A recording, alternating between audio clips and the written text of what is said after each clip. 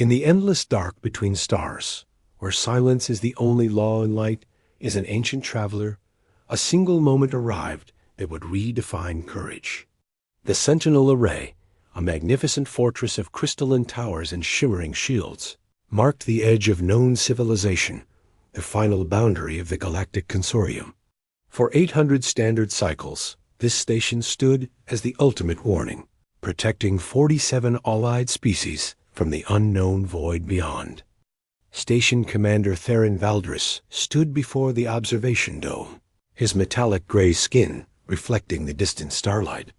His species, the Corthan, were legendary guardians, their reputation built on discipline and overwhelming power.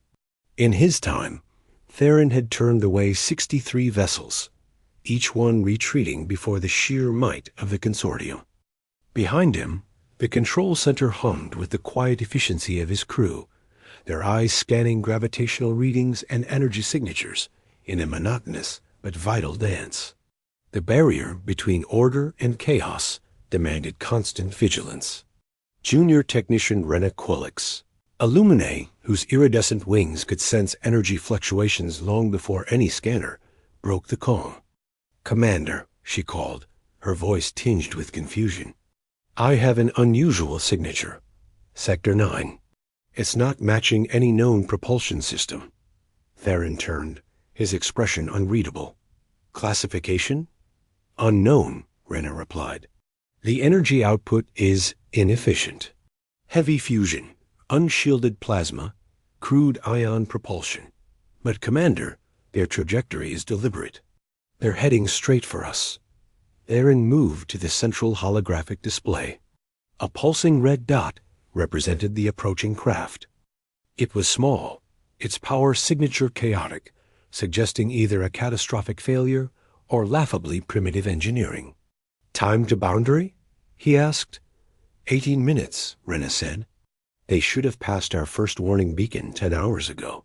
The second 6 hours ago. The third is broadcasting directly at them right now." Theron's dark eyes narrowed. Every beacon broadcast the same message in 4,000 languages. Crossing this line meant annihilation. The warnings were designed to be foolproof, preventing any accidental incursions. "Are they responding?" he asked. Rena shook her head. "Nothing, Commander. Either they can't detect our signals, which seems impossible, or they're ignoring them." Tactical Officer Brent Cover looked up, his scarred face a testament to decades of service. "Permission to charge defensive systems, Commander. If they cross, I want to be ready." "Granted," Theron nodded. "But weapons hold. We follow protocol. 3 warnings, then escalating force. We don't fire until all other options are exhausted." The station's massive particle cannons began to hum, drawing power from the main reactor. The air in the command center thickened, shifting from routine to readiness. 15 minutes passed. Then 10. The unknown vessel held its course, unwavering, as if the boundary didn't exist. 5 minutes to border crossing, Rena announced, her wings trembling. "Commander, this doesn't feel like an accident." Theron studied the screen, trying to understand this reckless advance. Species who stumbled into their space were either advanced enough to negotiate or primitive enough to flee in terror. This ship fit neither pattern. Its technology was primitive, yet it showed no fear. It just kept coming. "Open all channels," Theron commanded, his voice carrying the weight of absolute authority. "Maximum broadcast strength." The communications officer complied. "All frequencies open, Commander." Theron stood tall, his imposing Corthan frame filling the visual pickup. He had given this speech many times. Project overwhelming power, but offer a clear path to survival. "Unknown vessel."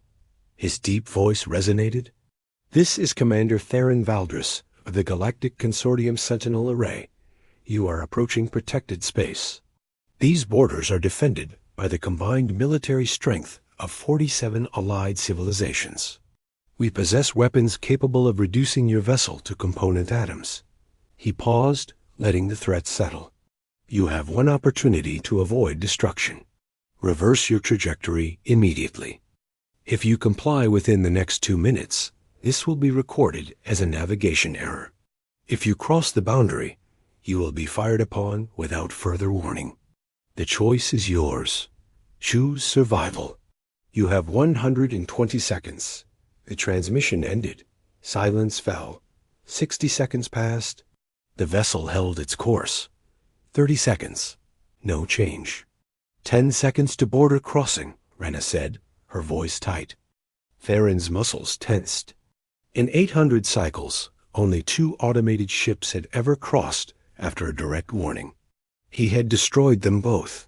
He had no desire to add a third. 5, 4, 3, 2, 1. Commander, they've crossed the boundary. The holographic display showed the red indicator slipping past the line. Alarms blared before Theron silenced them with a gesture. Still no response? He asked, though he knew the answer. Nothing, Commander, Rena confirmed. Brent's voice cut through the tension. Weapons locked and ready, Commander. 1 shot will cripple them. 2 will destroy them. Awaiting your orders. Theron stood perfectly still, his mind racing. This was all wrong. It violated every known pattern of behavior. Open a channel again, he ordered. Let me see them. The main screen flickered, showing the interior of the alien ship. The command deck was a cluttered mess of exposed cables and manual controls. But it was the beings inside that made Theron's breath catch. 3 bipedal creatures sat at their stations. They had smooth skin, hair on their heads, and forward-facing eyes, the mark of predators. But their expressions showed not fear or confusion, but focused concentration and something else, determination. One of them, a female with dark skin and short hair, looked up and smiled. The expression showed teeth, a universal sign of aggression. But her eyes held no malice, only a strange mix of excitement and curiosity. "Hello," she said, her voice clear through the translator. "This is Captain Tomas Reeves of the Terran Survey Ship Horizon. We're receiving your transmissions. Took our AI most of the day to crack your encryption. Beautiful work, by the way. The mathematical elegance is worth studying. I'm guessing you're the local authority?" Theron was stunned. This human. This Captain Reeves spoke as if they were at a diplomatic reception, not as if she had just committed an act that legally justified her immediate execution. "Captain Reeves," he said slowly, struggling to regain his composure. "You have violated consortium space. You ignored our warnings. You must understand the severity of your situation." The human captain nodded thoughtfully. "I heard your message, Commander. Very dramatic. I'm sure it works on most species. But here's the thing about humans. We tend to be a bit stubborn when it comes to being told where we can and cannot go. It's not meant disrespectfully. It's just how we're wired. We see boundaries as suggestions, not absolutes." Behind Theron, Rena gasped. The sheer, unbelievable audacity of the statement left the entire command crew speechless. The mightiest military force in the galaxy had just been told its absolute laws were merely a suggestion. The universe was about to learn a lesson not in power, but in stubbornness. Thanks for watching.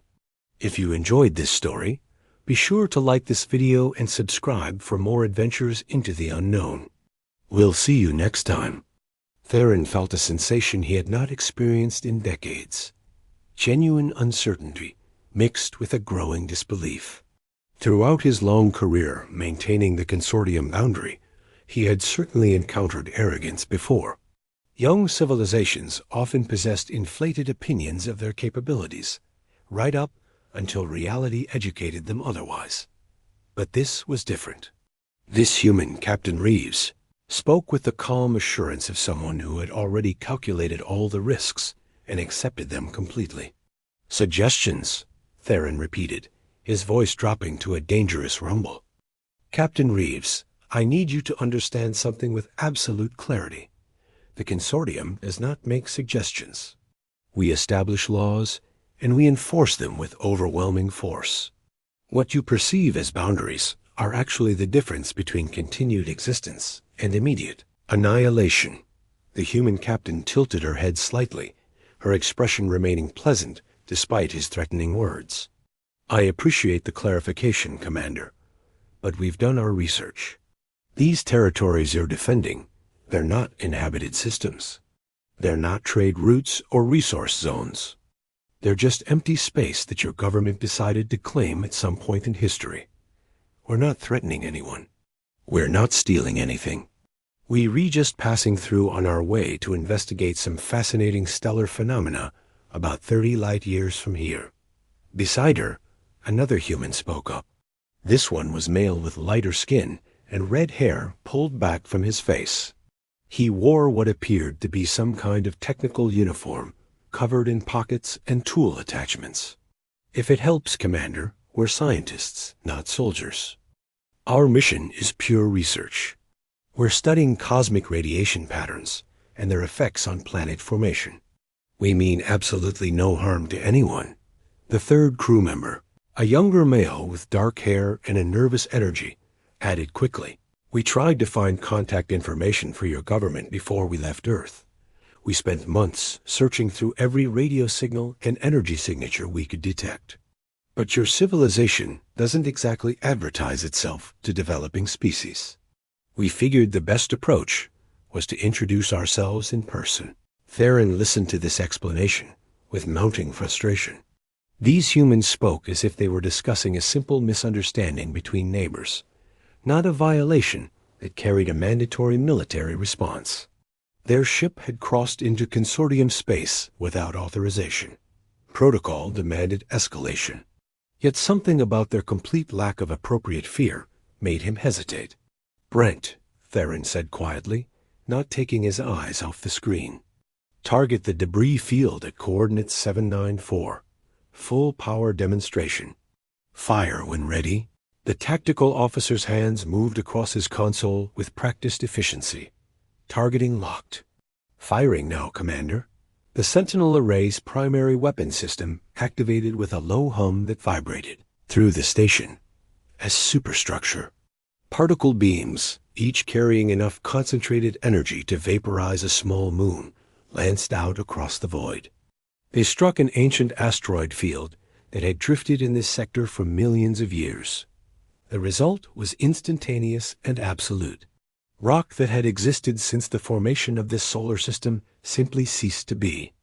The asteroids didn't explode or shatter. They converted directly from solid matter to expanding clouds of superheated plasma, their molecular bonds torn apart by forces that exceeded their atomic binding energy by several orders of magnitude. The display of raw, destructive power lit up sensor arrays for thousands of kilometers in every direction. It was a demonstration that Theron had used successfully many times before. Seeing such overwhelming force applied so casually typically convinced even the most stubborn species to reconsider their choices. On the communication screen, Captain Reeves leaned forward in her seat, her eyes widening with unmistakable fascination. Incredible, she breathed. The targeting precision alone must require quantum computing systems. And that energy conversion rate, you're achieving nearly complete matter dissolution. Our theoretical physicists have models for weapons like this, but the engineering challenges are immense.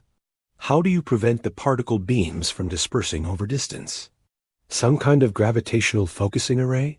The red-haired male was frantically making notes on a handheld device. Did you see the thermal bloom? The energy release was orders of magnitude beyond anything we can produce. Captain, this is revolutionary. If we could just understand the basic principles, it would advance our weapons research by decades. Theron stood frozen, his mind struggling to process what he was witnessing. He had just demonstrated the capacity to erase their vessel from existence, and their response was academic enthusiasm. The translator system insisted these readings were accurate. The humans were genuinely excited about the technology rather than terrified of its implications. Captain Reeves, Theron said, forcing steel into his voice. That demonstration was meant to show you What will happen to your ship if you do not immediately reverse course? I was not inviting technical discussion. I was threatening your life. Tomas met his gaze directly, her expression shifting to something more serious, but still fundamentally unafraid. I understand that, Commander, and I want to be completely honest with you. Your weapons are clearly superior to anything humanity has built. You could destroy us without significant effort. But threatening us won't change our course, because we didn't come this far to turn around at the first sign of difficulty. She stood up from her chair, moving closer to the camera. Let me tell you something about humans, Commander Valdres. We come from a world that tried to kill us at every turn. Predators hunted us. Diseases ravaged us. Natural disasters destroyed our homes. We had every reason to hide in caves and give up. But we didn't. We learned to fight back. We learned that determination and ingenuity could overcome almost any obstacle. The younger crew member joined her, his nervousness now replaced by a firm conviction. When we developed spaceflight, everyone said we were insane to leave Earth. Too dangerous, too expensive, too impossible. We did it anyway. When we attempted faster-than-light travel, our own scientists said the energy requirements made it impractical. We solved the problem. Every major achievement in human history started with someone telling us it couldn't be done. The red-haired scientist nodded vigorously. So when you tell us we cannot pass through this region of space, what we hear is another challenge. Another boundary that exists only because someone decided it should exist. We're not trying to be disrespectful, Commander. We're just being human. Theron felt control of the situation, slipping away from him in ways he couldn't quite articulate.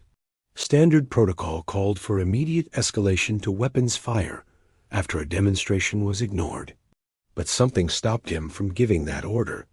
Perhaps it was professional curiosity. Perhaps it was the recognition that destroying these beings would accomplish nothing except eliminating a genuinely unique phenomenon. Or perhaps it was the uncomfortable realization that they were right.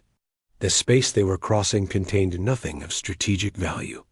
It was simply territory that the consortium had claimed, because claiming territory was what powerful civilizations did. Rena, he said quietly, are they armed in any meaningful way? The Luminae technician studied her readings carefully. Their weapons are primitive projectile systems, Commander. Chemical explosives and kinetic accelerators. Against our shields, they would be completely ineffective. They also carry what appears to be a small nuclear device, but its yield is minimal. They pose no actual threat to this station or any consortium vessel. Brent's voice carried clear frustration. Commander, with respect, their capability is irrelevant. They've violated the boundary. Protocol requires response. If we allow them to cross without consequence, we undermine the entire deterrent system that keeps this border secure. The tactical officer was correct, and Theron knew it. The consortium's power rested on the certainty that its rules would be enforced without exception. Allowing these humans to pass freely would send the wrong message to thousands of watching civilizations. Yet destroying them felt wrong in ways that protocol couldn't address. These were not invaders or conquerors. They were explorers driven by curiosity and remarkable courage. Misguided courage, perhaps, but courage nonetheless. Captain Reeves, Theron said carefully, I want to propose an alternative to this confrontation. Return to your home system. Submit a formal request for passage through consortium space through proper diplomatic channels.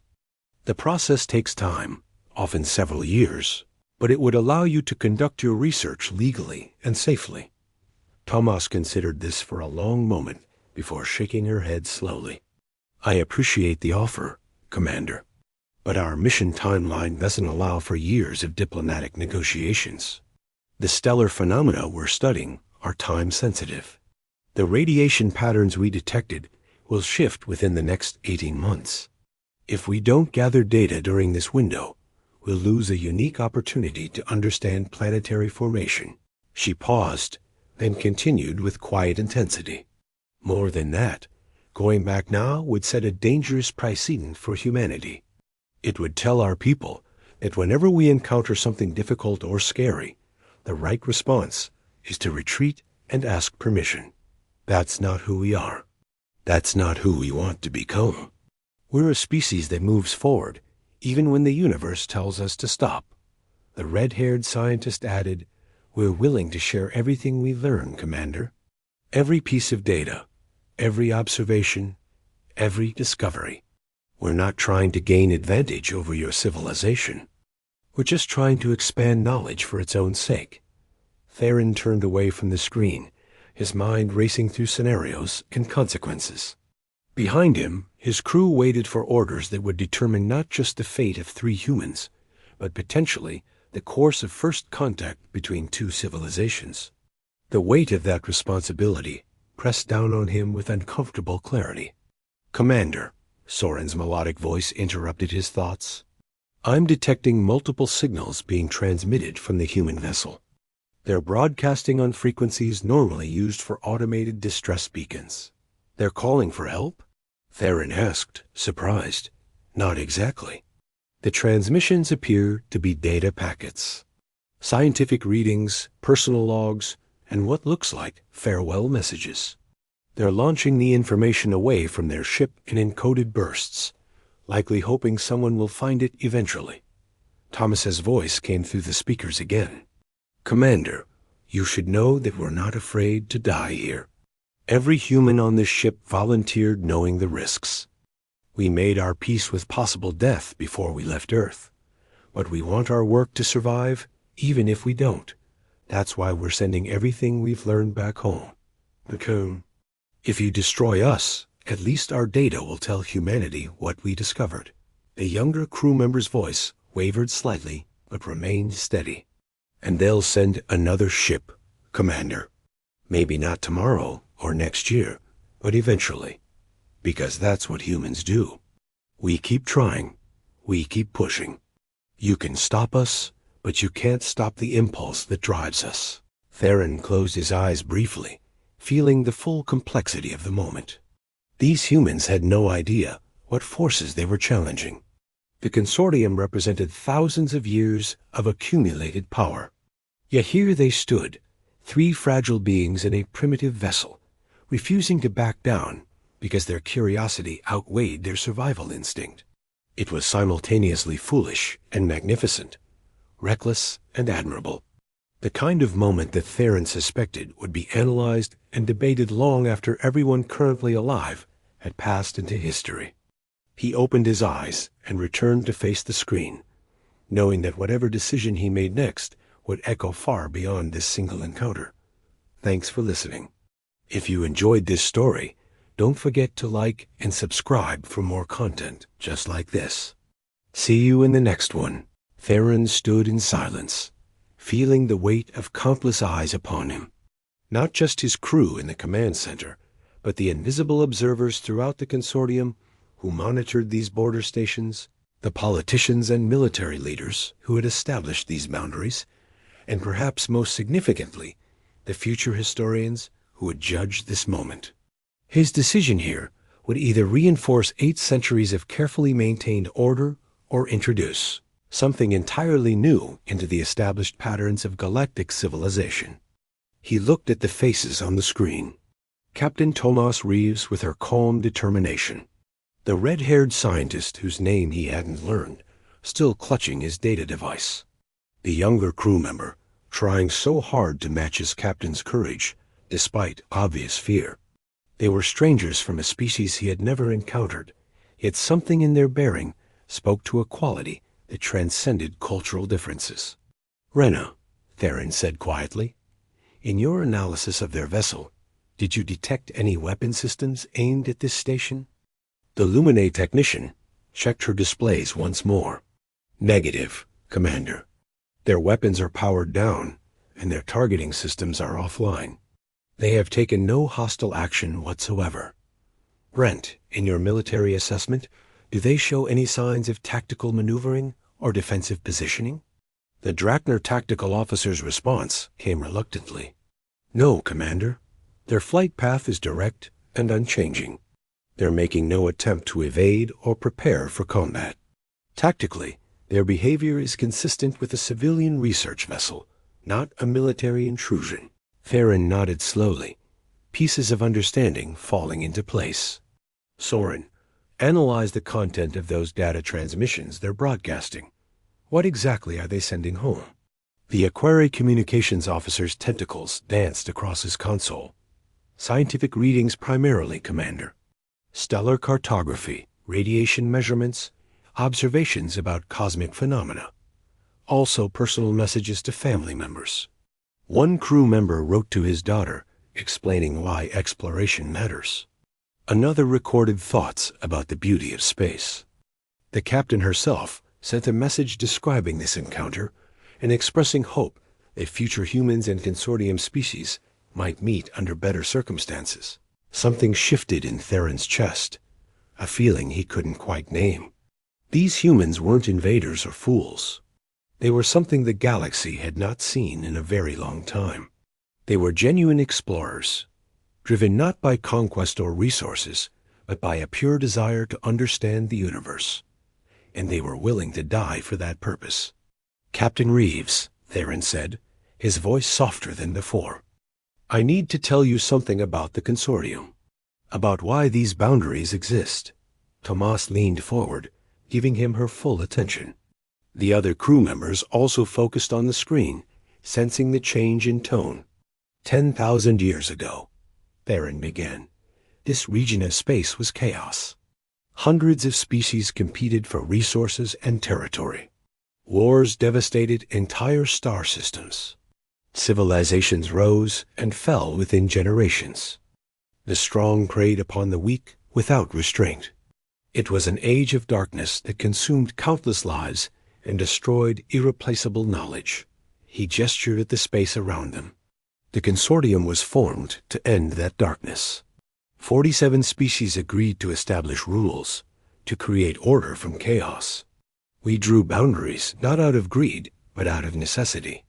We needed structure to prevent the violence that had plagued this region for millennia. These borders represent the difference between civilization and barbarism. The younger human spoke hesitantly. We understand that, Commander. We truly do. Structure and law are important. But doesn't there come a point where rules meant to protect people start to limit them instead? Where safety becomes stagnation? Theron felt a flicker of something he hadn't expected. Recognition. That, he said slowly, is exactly the question the consortium stopped asking centuries ago. We became so focused on maintaining what we had built that we forgot why we built it in the first place. Across the command center, his crew exchanged glances. This conversation had moved far beyond standard border enforcement protocols.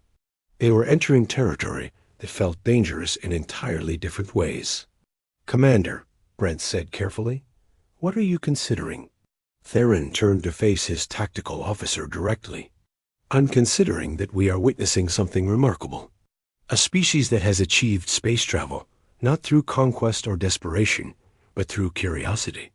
Beings who value knowledge more than safety, who would rather die exploring than live in comfortable ignorance. When was the last time we encountered such a civilization, Brent? The Drachna warrior was silent for a long moment. Never, Commander. In all the records I've studied, I've never seen a species quite like this. Exactly? Theron looked around at his crew, seeing uncertainty mixed with cautious interest in their expressions. We've spent centuries enforcing rules designed to protect the weak from the strong. But what happens when we encounter someone who refuses to be considered weak? Someone who demands the right to face danger on their own terms? Rena's voice was barely above a whisper. Commander, are you saying we should let them pass? The question hung in the air like a physical presence. Everything in Theron's training, every protocol he had sworn to uphold, demanded he say no. But something deeper, something that reached back to the reasons he had joined the consortium in the first place, pushed him toward a different answer. Captain Reeves, Theron said, turning back to the screen. I want to ask you something, and I need absolute honesty. If I allow you to pass, will humanity interpret this as weakness? Will more ships come, pushing boundaries, demanding passage, until we're forced into conflict? Tomas considered the question with visible seriousness. I can't speak for all of humanity, Commander. We're a diverse species with many viewpoints. But I can tell you this.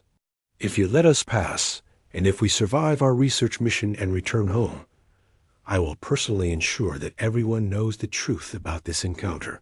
That the consortium showed wisdom and restraint. That you recognize the difference between invasion and exploration. That you chose understanding over rigid enforcement. She placed her hand over her heart in a gesture the translator identified as sincerity.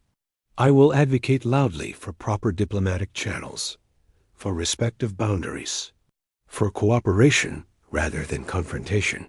Not because you forced us, but because you showed us that your civilization values the same things we do.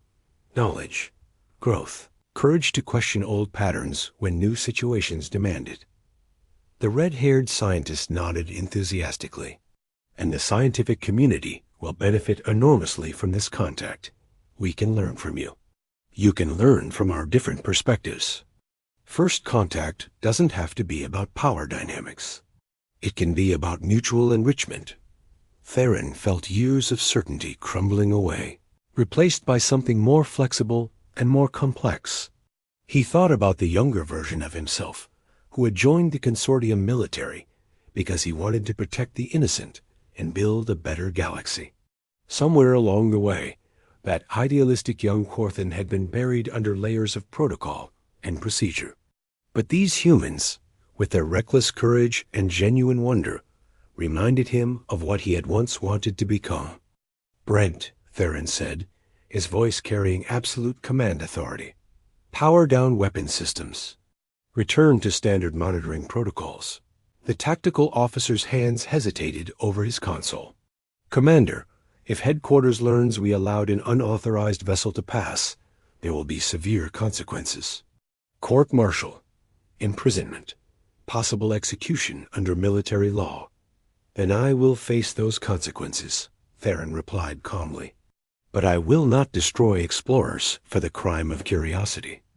I will not enforce laws that no longer serve their original purpose. And I will not let protocol override judgment when the situation clearly demands otherwise. He turned to face his entire crew, meeting each pair of eyes directly. I take full responsibility for this decision. Anyone who wishes to file a dissenting report has my permission to do so. I will not allow any of you to suffer from my choice. Rena stood up from her station, her wings spreading slightly in a gesture of support. I stand with the commander. These humans pose no threat. Destroying them would be murder, not law enforcement. Soren's tentacles waved in agreement. I also support this decision. First contact should be handled with wisdom, not weapons. One by one, the crew members voiced their support. Even Brent, after a long moment of internal struggle, deactivated his weapon systems and nodded slowly. Against my better judgment, Commander. But I trust your instincts. Theron felt gratitude wash through him, knowing that his crew was risking their careers alongside his. He turned back to the communication screen, where three humans watched with barely contained emotion. Captain Reeves, Theron said formally, on my authority as commander of this station, I am granting your vessel passage through this sector. You will proceed directly to your research destination. You will make no territorial claims and take no hostile actions. When your mission is complete, you will return to your home system and initiate proper diplomatic contact with the consortium. Tomas's eyes shimmered with what the translator identified as tears of relief and joy. Commander Valdris, I give you my word. We will honor every condition, and we will ensure that humanity remembers this moment. That we remember you not as an enemy we defied, but as the one who showed us that the galaxy contains wisdom as well as power. The younger crew member wiped at his own eyes openly. Thank you, Commander. You have no idea what this means? Not just for us personally, but for the future relationship between our species. The red-haired scientist simply smiled, a genuine expression of gratitude that needed no translation. History will remember this day, Commander. The day when courage met wisdom, and both sides chose understanding. Theron felt something warm spreading through his chest, a sensation he hadn't experienced in decades. Pride, not in maintaining order, but in choosing the harder path that might lead to something better than order. Growth. Evolution.